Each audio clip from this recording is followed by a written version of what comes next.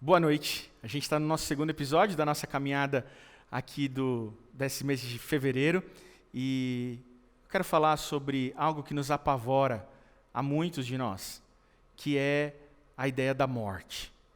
Søren Kierkegaard dizia que quando aquilo que mais nos amedronta é a morte, aí então nós queremos viver. Mas quando aquilo que mais nos amedronta é a vida, aí então nós queremos morrer. É ambíguo, mas alguns de nós vivem nessa ambiguidade. Muitos de nós têm pavor da morte, por isso quer viver, mas há muitos de nós que têm pavor da vida, e estes já não querem mais viver. Qual seria então a resposta para essa crise? Qual seria a nossa esperança para além da finitude? A finitude humana é aquilo que mais perturba o homem. O homem não sabe lidar muito bem com a ideia da finitude humana. Há um sábio que diz que o homem é um bicho diferente. É um bicho que sabe mais do que devia e menos do que precisava para ser feliz.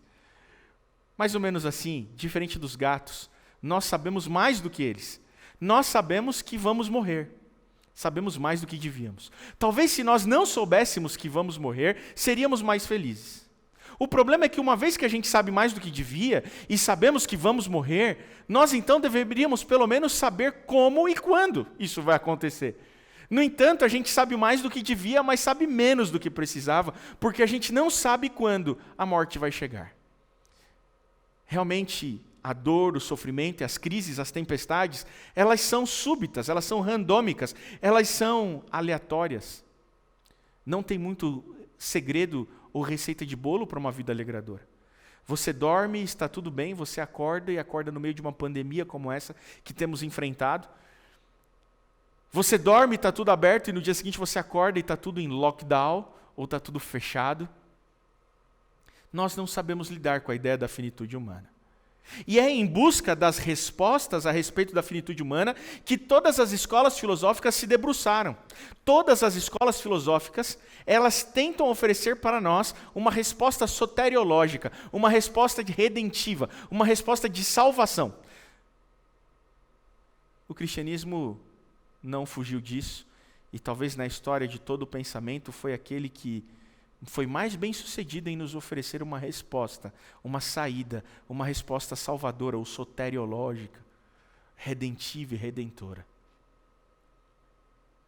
O sábio Salomão, no livro de Eclesiastes, capítulo 9, ele vai refletir sobre o pavor da vida e o pavor da morte. Ele diz assim no verso 1, deveras me apliquei a todas essas coisas para claramente entender tudo isso, que os justos e os sábios e seus feitos estão nas mãos de Deus. E se é amor ou se é ódio que está à sua espera, não sabem o homem. Tudo lhe está oculto no futuro. O que ele está dizendo é, a vida não tem sentido. E se amanhã vai acontecer coisa boa ou coisa ruim para a gente não sabe. A vida não tem qualquer sentido, só tenho certeza de uma coisa, diz Salomão, que todas as coisas estão no controle de Deus, que todas as coisas estão nas suas poderosas mãos. Isso devia nos satisfazer. O problema é que a gente quer o controle da vida na nossa mão e não nas mãos de Deus. Resta a nós confiarmos em Deus, mas nós não o fazemos. Se amanhã você vai casar ou romper o seu noivado, se amanhã vai viver ou morrer, se amanhã vai ser alegria ou derrota, se amanhã o seu time vai ser campeão ou vai perder a final, eu não sei o que você está esperando acontecer, mas certo é que nós, seres humanos, não sabemos o que nos espera amanhã. Tudo sucede, continua ele, verso 2, igualmente a todos. O mesmo sucede ao justo e ao perverso, ao bom, ao puro e ao impuro, tanto ao que sacrifica como ao que não sacrifica, ao bom como ao pecador, ao que jura como ao que teme juramento.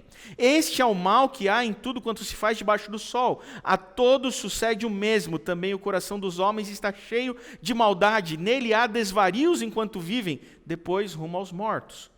Para aquele que está entre os vivos, ainda há esperança, porque mais vale um cão vivo do que um leão morto, porque os vivos sabem que hão de morrer, mas os mortos não sabem coisa nenhuma, nem tampouco terão eles recompensa, porque a sua memória jaz no esquecimento.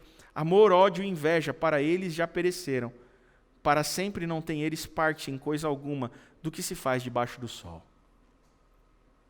O que Salomão está dizendo é que, além de não ter uma receita de bolo, de a gente não saber o que vai acontecer amanhã na nossa vida,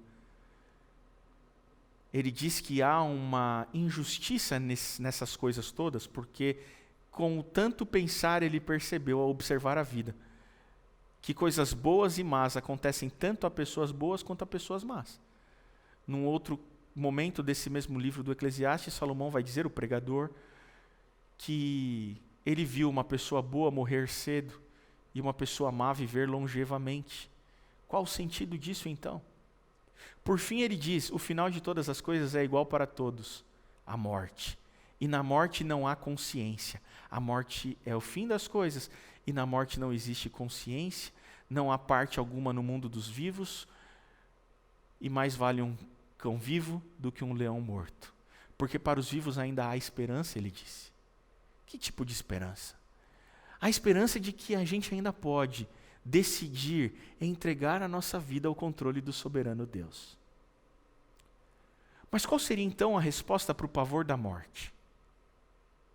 Para ilustrar uma resposta bíblica sobre o pavor da morte, para nós que queremos buscar uma esperança além da morte, eu convido você a uma outra história, agora nos Evangelhos, no capítulo 11 de João, no verso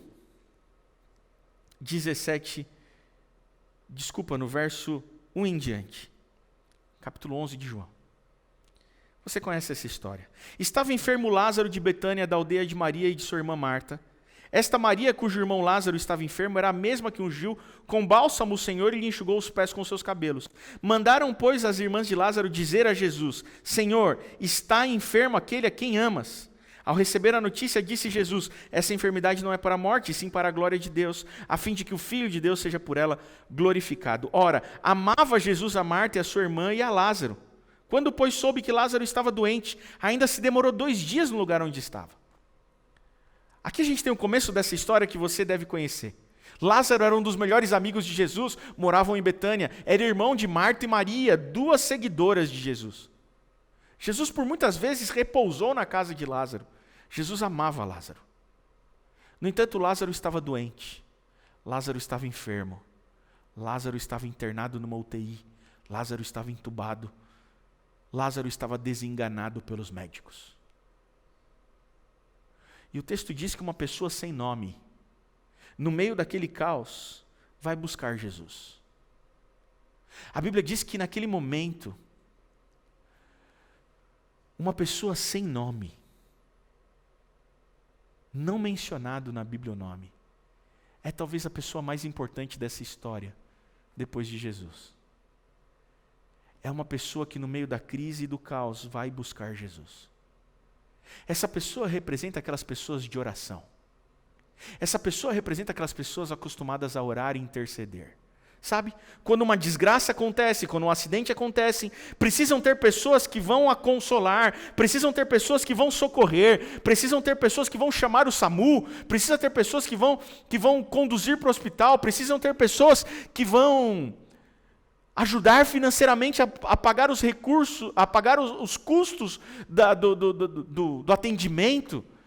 Mas além dessas pessoas, há aquelas pessoas que vão preparar uma comida para alguém que não está podendo naquele momento de crise, de luto, de dor, preparar seu alimento. Há aqueles que ficam com os filhos para que os pais consigam resolver o problema. Há aqueles que ajudam deixando você dormir na casa deles quando a sua casa pegou fogo. Eu não sei que tipo de gente é você nessa situação, quem é você na hora de ajudar, mas existem pessoas ilustres, que são aquelas que se retiram do momento, do lugar do caos, para buscar Jesus. Há aquelas pessoas que se retiram do lugar do caos para orar e interceder. Aquele homem ou aquela pessoa que não é mencionado o nome, percebendo a crise e a dor, pensou assim, só tem uma pessoa capaz de resolver esse problema, Jesus. Vou buscar ele. Aquele homem vai buscar Jesus e quando ele chega, ele diz para Jesus, Lázaro, seu amigo a quem o Senhor ama, está enfermo e vai morrer. Jesus então vira para os seus discípulos e diz assim, não se preocupem, Lázaro, essa doença e a morte de Lázaro vai ser para a glória de Deus. Os discípulos ficam assustados porque Jesus resolve não ir. Jesus se demora 2 dias e então ele faz o caminho até lá. Verso 17 agora. Chegando Jesus, encontrou Lázaro já sepultado havia 4 dias. Quando Jesus chega, seu amigo já tinha morrido. Ora, Betânia estava a cerca de 15 estádios perto de Jerusalém. Muitos dentre os judeus tinham vindo ter com Marta e Maria para as consolar a respeito de seu irmão. Verso 20. Marta, quando soube que vinha Jesus, saiu ao seu encontro. Maria, porém, ficou sentada em casa. Disse, pois, Marta a Jesus: Senhor, se estiveras aqui, não teria morrido meu irmão. Você consegue se enxergar em Marta? A pergunta de Marta diante da dor, a pergunta de Marta diante da morte, é a pergunta que nós fazemos diante da dor e da morte para Deus. A pergunta de Marta para Deus é: Senhor, onde o Senhor estava quando meu irmão morreu? Onde o Senhor estava quando meu irmão morreu? Onde o Senhor estava que o Senhor não estava aqui? Por que o Senhor estava em silêncio? Por que o Senhor não veio? Por que o Senhor não agiu? Onde está Deus quando existe o sofrimento? Onde está Deus quando os desastres acontecem? Onde está Deus que não evitou? Há pessoas que dizem não crer em Deus até que tenham que culpá-lo por algo. Há pessoas que dizem que não creem em Deus até que tenham que culpá-lo por algo. Onde estava Deus diante daquele acidente? Onde estava Deus quando minha filhinha morreu? Alguém pode dizer. Onde estava Deus quando Lázaro morreu? Onde o Senhor estava que não estava aqui? Se o Senhor tivesse vindo antes, meu irmão não morreria. Para Marta, Jesus responde dizendo assim, verso 23, declarou-lhe Jesus: teu irmão há de ressurgir. Verso 24.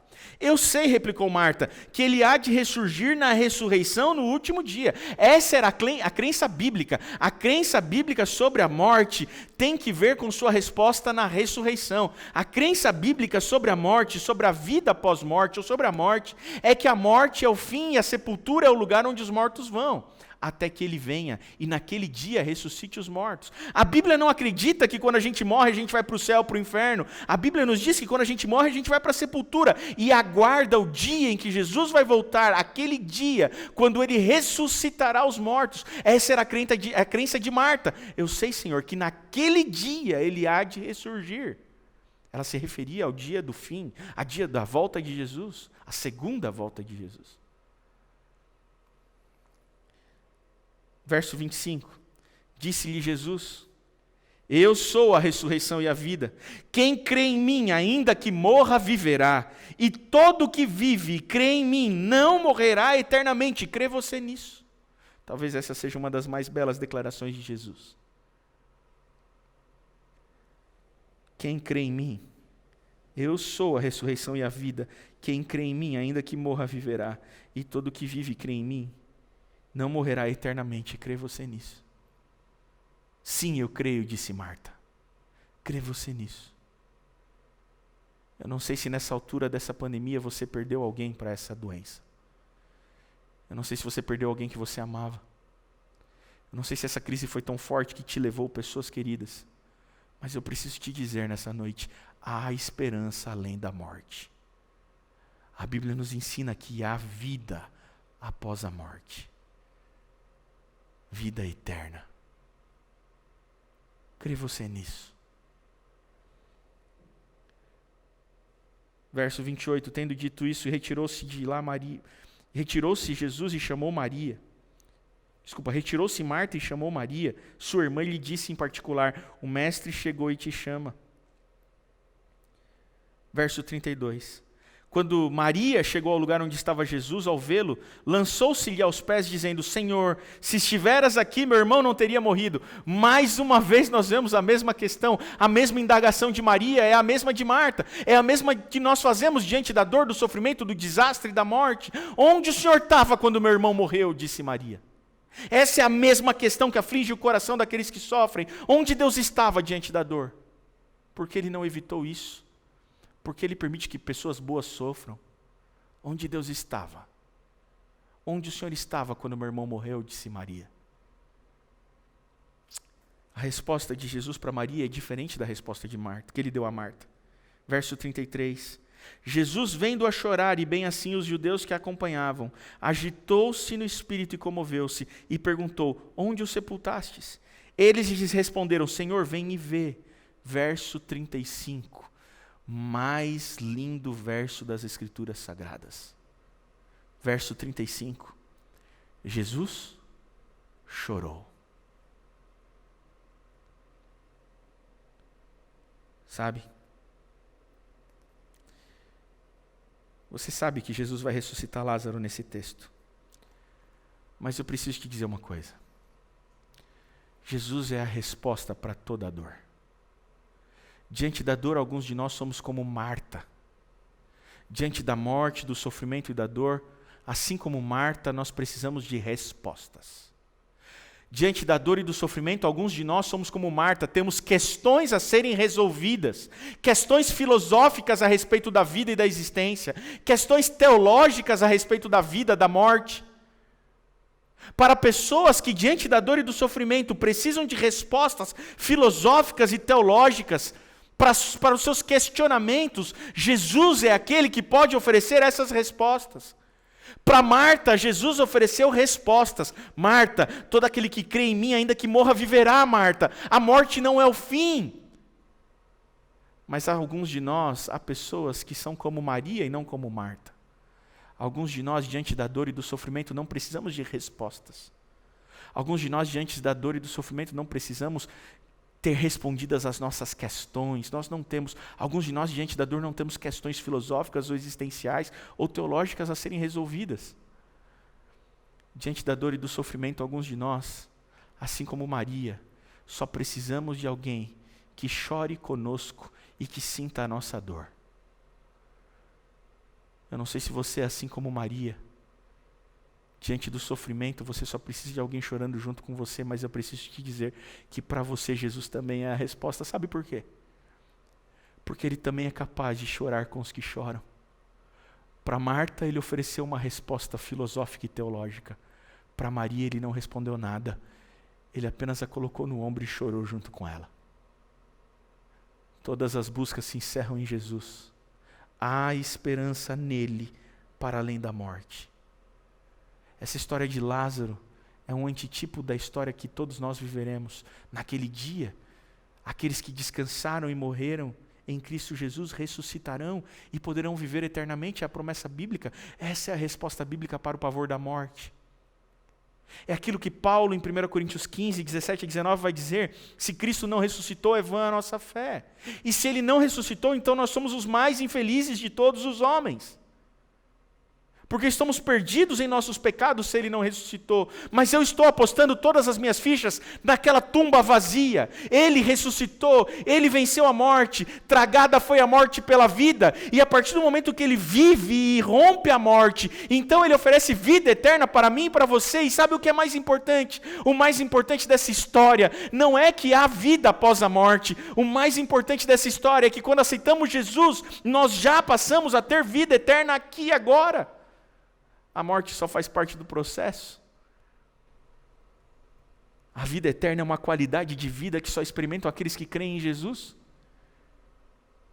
Mais importante do que nos ensinar que há vida, mais importante do que nos ensinar de que há vida depois da morte, a Bíblia quer nos ensinar que há vida antes da morte.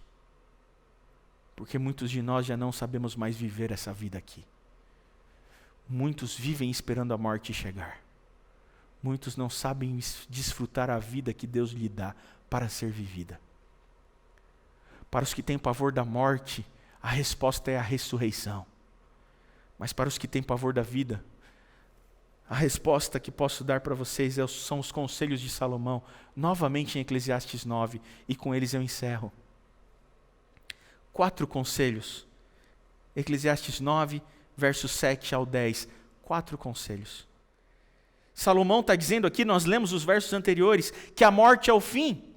Mas aí ele diz assim: já que a vida não tem sentido, resta nós confiarmos que Deus está no controle. E uma vez que Deus está no controle, isso significa que Ele pode nos garantir vida eterna após a morte.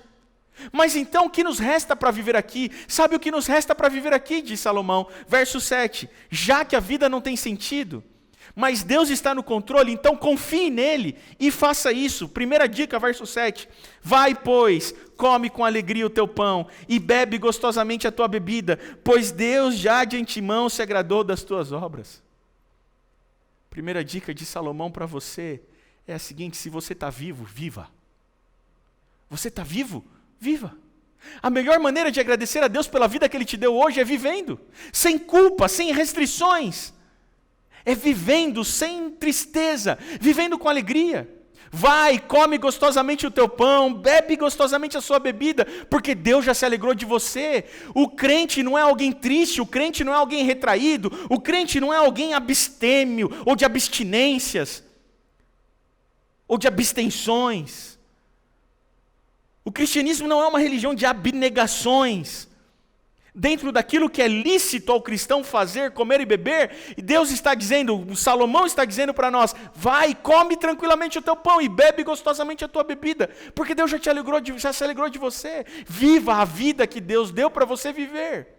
Porque muitos de nós já não sabem mais viver, e por isso não são agradecidos a Deus pela vida que tem. Não são agradecidos a Deus pelo dia que deu. A melhor maneira de você agradecer a Deus pelo dia que você tem para viver hoje, por ter acordado vivo, é vivendo. Vai, come gostosamente o teu pão e bebe gostosamente a tua bebida. Verso 8. Segunda dica de Salomão, em todo tempo sejam alvas as suas vestes, e jamais falte óleo sobre a tua cabeça. Numa tradução mais contemporânea, a gente pode ler que Salomão está dizendo assim, esteja sempre vestido para a festa, esteja sempre perfumado para sair. Alinhadas as suas vestes e óleo na sua cabeça significa vestido para a festa, pronto para celebrar. Segunda dica de Salomão, você está vivo, celebre a vida. Alguém te ligou e falou, vamos comer uma pizza? Vamos comer uma pizza. Vamos sair.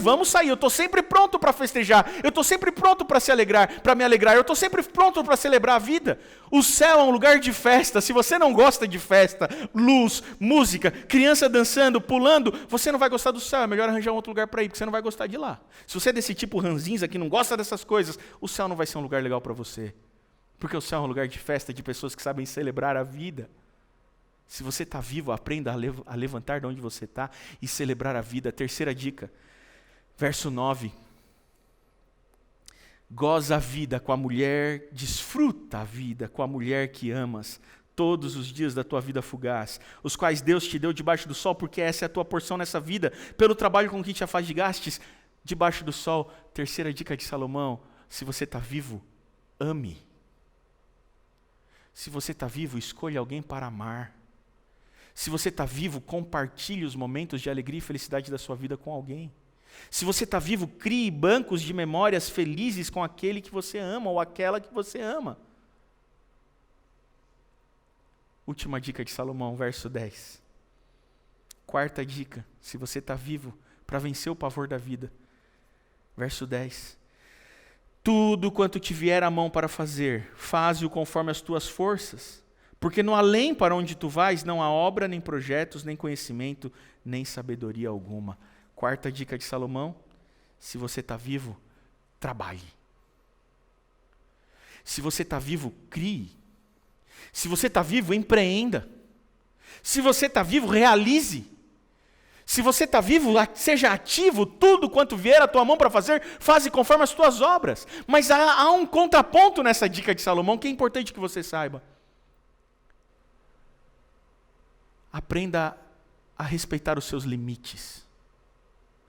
Salomão está dizendo, tudo quanto vier à tua mão para fazer, faze-o. Aquilo que não vier para a tua mão para fazer, não é para você fazer.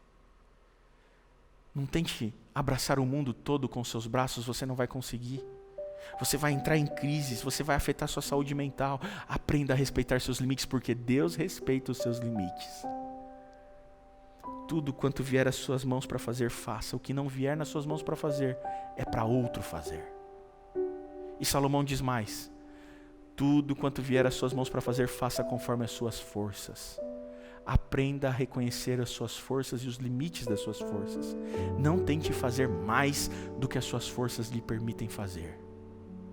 Aprenda a saber os limites. Aprenda a saber que há tempo para trabalhar e há tempo de descansar. Há pessoas que se orgulham dizendo assim, já fazem 3 anos que eu não tiro férias. Há pessoas que se orgulham dizendo que são workaholics. Na semana passada nós aprendemos que Deus ama os que descansam. Aprenda a respeitar seus limites. O mundo não gira em torno de você e não depende de você para existir o mundo. Mas trabalhe.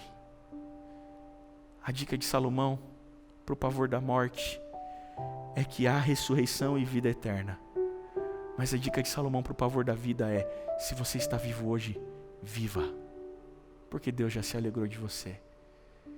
Eu vim até aqui nessa noite por esse vídeo para te dizer: há esperança além da morte, há vida além da morte, mas mais importante do que isso, eu vim aqui para te dizer: há vida antes da morte. E se você está vivo, então viva, porque Deus já se alegrou de você. Vamos orar. Senhor Deus, nós te agradecemos porque o Senhor nos preservou vivos mais uma vez. É bem verdade que o nosso coração se preocupa com as perdas que temos, o nosso coração se preocupa diante da dor, do sofrimento, da morte. Muitas vezes o nosso coração está angustiado e nós estamos clamando: onde o Senhor estava quando aquele desastre aconteceu? Onde o Senhor estava quando meu irmão morreu, como disse Marta e Maria? Para aqueles de nós que temos questões existenciais, filosóficas e teológicas diante da dor e do sofrimento, ofereça-nos, ó Pai, uma resposta para essas questões. Mas para aqueles de nós, Senhor, que temos questões emocionais, para aqueles de nós que não temos questões filosóficas diante da dor e do sofrimento, para aqueles de nós que só precisamos de alguém do nosso lado chorando conosco, seja esse consolador, ó Pai, para essas pessoas que estão aqui assistindo e precisam de alguém que chore com elas. Que nesse momento Cristo Jesus seja um hóspede bem-vindo em cada lar, de cada pessoa que está assistindo esse vídeo agora. Que possam sentir e perceber a sua presença, consolando e acalmando e confortando o coração. Mas acima de tudo, ó Pai, ajuda-nos a agradecer a Deus pela vida e aprendermos que a melhor maneira de te agradecer pela vida que o Senhor nos deu hoje é vivendo a vida. O Senhor não nos deu vida para que a gente ficasse inerte esperando a morte. O Senhor nos deu vida para que celebrássemos. O Senhor nos deu vida para que comêssemos o nosso pão alegremente. O Senhor nos deu vida para que festejássemos. O Senhor nos deu vida para que compartilhássemos a vida amando alguém. O Senhor nos deu vida para que trabalhássemos, mas respeitando os nossos limites. Ajuda-nos, ó Pai, a viver a vida que o Senhor nos deu para viver. É o que eu te peço por Jesus. Amém.